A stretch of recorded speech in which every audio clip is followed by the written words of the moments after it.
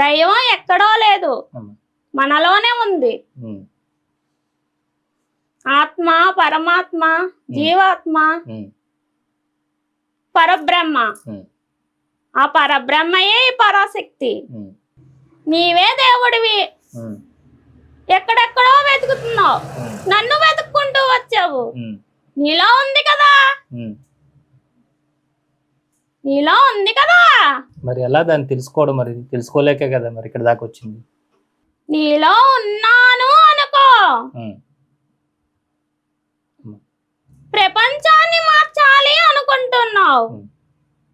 ప్రయత్నం గొప్పది, గొప్ప ప్రయత్నం. నీ ప్రయత్నానికి అండగా ఉంటాను. మూర్ఖులను మార్చలేవు. నీ వెంటే ఉన్నాను, నీ లోపలే ఉన్నాను. గ్రహించావా? అందరిలోనూ ఉన్నాను. ఎందుకు ఈ మాయ? మాయని ఎందుకు వీడరు? మాయ కూడా నువ్వు కల్పించిందే కదమ్మా. మనిషిని సృష్టించడమే సృష్టి యొక్క కర్తవ్యము.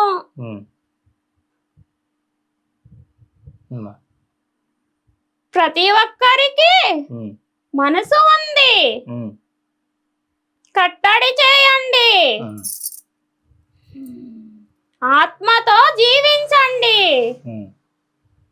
ఎందుకు భయం? ఈ శరీరం ఏమవుతుందా అని భయం. ఈ శరీరముతో ఇక్కడ మాత్రమే జీవిస్తావు, అవునా? అవునమ్మా. ఆత్మతో అన్ని లోకాలలోనూ జీవిస్తావు. ఎందుకు మరి నీ నుంచి దూరంగా పెట్టాము అందరినీ? నా పూజ చేయలేదు, నామాలు మంత్రాలు చదవలేదు. ఒక సత్యాన్ని మాత్రమే అడిగింది. రాలేదా? ఏమి చెయ్యమని నేను చెప్పాను? సత్యము ధర్మము ఉన్న ఎడల ప్రతి మనిషి దైవమే. ప్రతి దానిని మనిషి కట్టడి చేయగలడు. భయాన్ని వదిలేయాలి. ఎప్పుడు భయాన్ని వదిలేస్తావో ఎవ్వరూ ఏమీ చేయలేరు. కాలాన్ని మారుస్తావు, అది పుణ్యఫలము. నీ ఫలము నీకు మోక్షాన్ని తెచ్చిపెట్టును. నీ శ్రమ ఎప్పటికీ వృధా కాదు సుమా. అన్నింటా నేను వెలుస్తున్నాను. కలియుగం అంతము కానుంది. అంతము అంటే ఏమిటి? రాక్షసత్వం పోతుందా? తెలివైన వాడివే. మానవులలో ఉన్న అజ్ఞానం పోవుటయే. అర్థమైనదా? అజ్ఞానం పోయి జ్ఞానం వచ్చిన ఎడల ఈ కలియే జ్ఞానము, జ్ఞానయుగం. ఇక్కడ వచ్చాను, అన్ని చోటలా వస్తాను.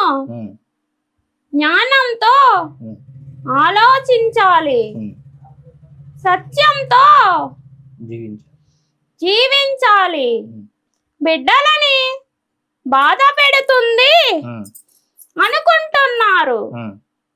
వారిలో జ్ఞానము కోసమే అమ్మ కష్టపెట్టును. మార్పు కావాలా? కష్టంలోనే తను ఎవరో తెలుసుకుంటారు. ఇది అంతా ఒక మాయా అని గ్రహిస్తారు. ఇప్పుడు చెప్పు, ఎందుకు బాధ పెట్టుతున్నావమ్మా అంటారు. వారి మంచికే కదా. బాధ జ్ఞానము కొరకు. 100 సంవత్సరములే శాశ్వతము కాదు, కోట్ల సంవత్సరములు శాశ్వతము. ఆ లోకాల నుంచి ఎందుకు భూమి మీదకొచ్చారు? ఒక్క క్షణము మాయ కమ్మిన ఎడల భూలోకమున మానవులుగా జీవిస్తున్నారు. వాళ్ళని మరలా ఆ లోకాలకి తీసుకువెళ్ళాలి. అందుకే అమ్మ బాధలను సృష్టిస్తుంది. ఇక్కడ రావడానికి, ఈ ఊర్లోని ఇక్కడ ఈ పీఠంలో ఉండడానికి కారణం ఏంటి? ఒక భక్తుడు ఉన్నాడు. ధర్మాన్ని సత్యాన్ని కాపాడుతూ వచ్చాడు. వీడు నాశనం అయ్యాడు అన్నారు. వాడిని ఎవరు కాపాడాలి? నువ్వే కాపాడాలి. అందులోకే వచ్చాను. అందరూ ధర్మమును కాపాడుతూ సత్యమును పలుకుతూ ఉన్న ఎడల నేను రక్షణగా వస్తాను. ఈ భూలోకమున ఒక్కరు సత్యముగా జీవించిన నేను శాశ్వతముగా ఇక్కడికి వస్తాను. అమ్మా, ఇక్కడికి వచ్చిన వాళ్ళకి మరి కష్టాలు అయ్యి నువ్వు తీరుస్తావమ్మా? మరి ఎంతో మంది ఎన్నో బాధలతో వస్తున్నారు కదా. వారి కర్మని, వారు చేసిన తప్పుని తెలియజేస్తాను. దానికి క్షమాపణ చెప్పిస్తాను. నా ముందు ఏ దేవీ దేవతలైనా వచ్చి కూర్చుందురు. మానవులు క్షమాపణ చెప్పిన ఎడల వారికి అడ్డు తప్పుకుందురు. ఎప్పుడైతే క్షమించమని అడుగుతారో అప్పుడు వారి కర్మ పోతుంది, సమస్య తీరుతుంది. మానవుడు కోరికలకి వచ్చేదరు, జ్ఞానము కొరకు ఎవ్వరూ రారు. అయినను నా దరికి వచ్చిన భక్తులను నేను కాపాడతాను. వారు చేసిన కర్మను వారితోనే క్షమాపణ చెప్పించి కర్మ తీయిస్తాను. నేను సాధన చేస్తే వచ్చిన దానిని కాదు, సర్వశక్తిని, విశ్వశక్తిని వచ్చి కూర్చున్నాను. అందరూ ధర్మముగా సత్యముగా జీవించిన ఎడల ప్రతి ఇంట కూర్చునే ఉందును. ఉన్నత స్థాయికి వెళతాడు. అభివృద్ధి వైపే అడుగులు వేస్తున్నాడు.